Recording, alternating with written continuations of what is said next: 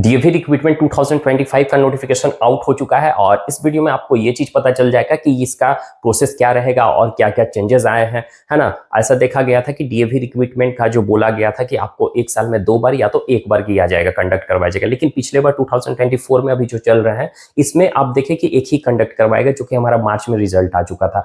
और जो pack certificate था उसको आपका 1 साल का ही वैलिडिटी था। जो भी कैंडिडेट अगर आपका मतलब देखिए आपका तो एक्सपायर होने वाला होगा, तो आप फिर से अपीयर होइए एग्जाम में और अपीयर होइए और मेरे चैनल के साथ जुड़े रहिए। टेलीग्राम चैनल से जरूर जुड़ जाइए क्योंकि वीडियो आने से पहले आपको वहां पे सारा चीज बताया दिया जाता है। और प्लस में चैनल को सब्सक्राइब और नोटिफिकेशन बेल आइकन को प्रेस कर लीजिएगा क्योंकि आप जुड़े रहिएगा तो आपको सारा चीज प्रोसेस समझ में आ जाएगा और फॉर्म को कैसे फिलअप करना है। इवन कि आपको फॉर्म फिलअप करने में भी आपको हेल्प किया जाएगा, है ना। तो आप किसी तरह कोई टेंशन नहीं लीजिए। और यहाँ पे भी हम लोग समझेंगे कि प्रोसेस क्या है और एग्जाम डेट के बारे में समझेंगे, एग्जाम एक्चुअल में आपको कब कंडक्ट करवाया जाएगा, कैसे आपको प्रिपेयर करना है, ठीक है। सारा चीज आपको यहाँ पे गाइड किया जाएगा क्योंकि पिछले बार जो भी सिलेबस मैंने बताया था उसके हिसाब से देखा गया था तो उसमें से कुछ आए थे, लेकिन थोड़ा सा लेवल जो था 1 to 5 या कुछ भी पीआरटी टीजीटी के लिए थोड़ा सा हाई लेवल था। तो उसके अकॉर्डिंग यहाँ पे आपको गाइड किया जाए कौन सा बुक आप पढ़ेंगे कि आपको क्लियर हो जाएगा सीबीटी एग्जाम। तो चैनल्स के साथ आप जुड़े रहे। तो फर्स्ट देखिए बात करते हैं एग्जाम की। तो देखिए इसका नोटिफिकेशन तो अभी आउट हो चुका है, ये बता दिया गया है कि आपका अब एग्जाम कंडक्ट करवाया जाएगा, लेकिन कब 2025 में। तो एक साल में एक ही बार पिछले बार हुआ, अब 2025 में देखिए करवा रहा है तो मे बी इसमें 2 एग्जाम हो सकता है, ठीक है। एक आपका जनवरी के अराउंड में आपका एग्जाम हो जाएगा, है ना। एग्जाम डेट जो है जनवरी के अराउंड में आपका होगा और फिर आपका मार्च तक रिजल्ट आ जाएगा। जनवरी से देखिए ये सीबीटी एग्जाम होता है ना, तो लंबे समय तक चलता है, ऐसा नहीं कि एक एग्जाम हुआ और फिर उसके बाद, इसीलिए मार्च में आपका रिजल्ट, मतलब जनवरी से लेकर फरवरी तक पूरा कंटिन्यूअसली एग्जाम चलते रहता है, 1 महीना 1.5 महीना। तो उसके बाद उसको 20 to 25 डेज चाहिए इस रिजल्ट को आउट करने के लिए, ओके।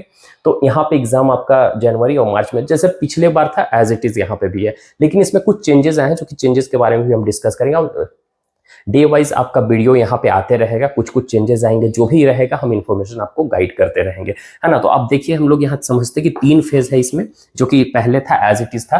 थोड़ा सा चेंजेस की बात करते हैं कि चेंजेस इसमें क्या आया है। पहले हम लोग देखते थे कि सीबीटी एग्जाम के लिए आप मल्टीपल डेजिग्नेशन के लिए अप्लाई कर सकते थे। मल्टीपल डेजिग्नेशन कहने का मतलब ये चीज कि अगर आपको पीआरटी में करना है, पीजीटी में करना है, टीजीटी में करना है, तो आप अलग अलग क्या करते, लॉगिन आईडी फिर से यूज कर करके आप कर सकते थे, ठीक है। लेकिन इस बार ऐसा कुछ आपको नहीं बोला गया, आपको सिर्फ और सिर्फ किसी एक में ही आप अप्लाई कर सकते हैं। लेकिन इस बार क्या किया गया था हम आपको बता रहे थे, जैसे कि सीबीटी एग्जाम अब जब कंडक्ट करवाई गई थी, तो जब आप अगर आपके पास सीटेट था, आपने टीजीटी के लिए एग्जाम दिया, तो यहाँ पे ऐसा भी ऑफर किया गया था कि अगर आप टीजीटी के एग्जाम दिए तो आप पीआरटी के लिए अप्लाई कर सकते हैं, कोई इशू नहीं है। तो आप यहाँ पे इसीलिए ऐसा किया गया है कि इसका ये मत सोचिएगा कि हम इसके लिए अप्लाई कर रहे हैं तो हम उसमें नहीं जा सकते। आप जा सकते हैं, जब आपका रिजल्ट आएगा ना तो आप टीजीटी पीजीटी के लिए, हाँ, लेकिन ऊपर नहीं जा सकते, नीचे आप जा सकते हैं। जैसे पीजीटी के लिए आपने अप्लाई किया तो आप पीजीटी के लिए अप्लाई किए तो आप पीआरटी के लिए, टीजीटी के लिए अप्लाई कर सकते हो अगर आपके पास एलिजिबिलिटी है तो,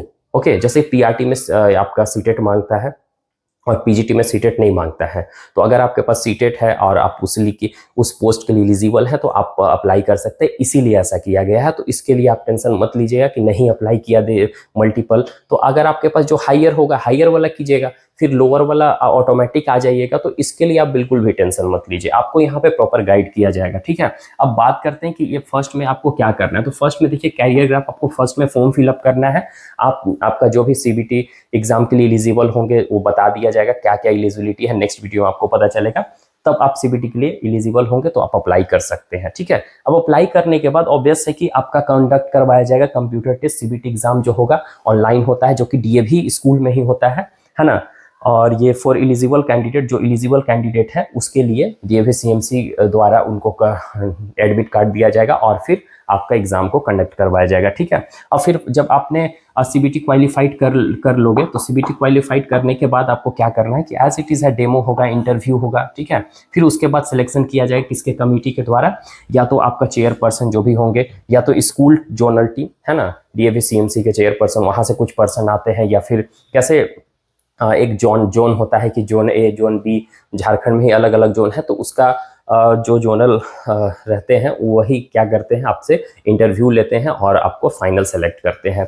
तो ऐसे प्रोसेस होता है और इसमें जो चेंजेस आए हम आपको बता दिए, बाकी ऐसा कुछ चेंजेस नहीं देखने को मिला है। लेकिन इस बार सीटेट आपका मस्ट है, आप सीटेट भी अपीयरिंग वाला को मांगेगा। अगर जिनका सीटेट क्वालिफाइड नहीं है तो आप क्या करिएगा, जो नेक्स्ट सीटेट होने वाला है दिसंबर में, है ना, दिसंबर जनवरी में, तो उसमें अपीयरिंग वाले कैंडिडेट आप भर सकते हैं। आप भरिएगा तो अपीयरिंग वाले कैंडिडेट भर सकते हैं। तो आप सीटेट का भी प्रिपेयर कीजिए ताकि आपका सीटेट क्वालिफाइड हो जाए। और पीआरटी और टीजीटी में बेसिकली सीटेट मांगता है, पीजीटी के लिए कोई सीटेट का रिक्वायरमेंट नहीं है ना। तो आप अगर पीआरटी और टीजीटी के लिए अप्लाई करना चाहते हैं देन आपको सीटेट पेपर 1 और पेपर 2 क्वालिफाइड करना होगा। तो आप इस चीज़ को माइंड में रख लीजिएगा। अगर आपको वीडियो अच्छा लगा हो, अब आप और कुछ चाह रहे हैं, किसी तरह कोई हेल्प चाहिए, तो आप सिंपली कमेंट कीजिएगा, आपको यहाँ पे पूरी तरह से गाइड किया जाएगा। Okay, bye, take care everyone.